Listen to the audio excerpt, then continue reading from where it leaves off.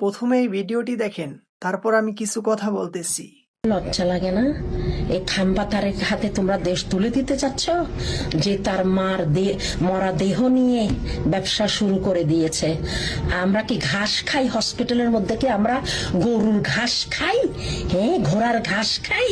হ্যাঁ, খালেদা জিয়া তো অনেক আগে মারা গেছে, আমরা বলছি। ওটাকে প্রিজনেশন ইনজেকশন দিয়ে এভাবে মোমের মতন বসায় রাখছিল। কি লাভ হইছে? কখন যে মারা গেছে, এই মরা দেহ নিয়ে তোমরা ব্যবসা শুরু করে দিছো।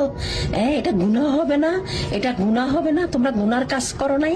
একটা মরা দেহকে ইনজেকশন দিয়ে টাটকা রাখার জন্য মোমের মতন করে রাখছো, মানুষকে ধোকা দিতেছিলা। এটা তো অনেক আগে সে মারা গেছে। এই খাম্বাকে আনছে কি বাংলাদেশে? এই খাম্বা কি দেশ চালাইতে পারবে? খাম্বার মাথা সব গোবর ভরা। যে তার মার লাশকে কোনো ইয়ে করতে পারে না, সিকিউরিটি দিতে পারে না, মার লাশ নিয়ে খেলে।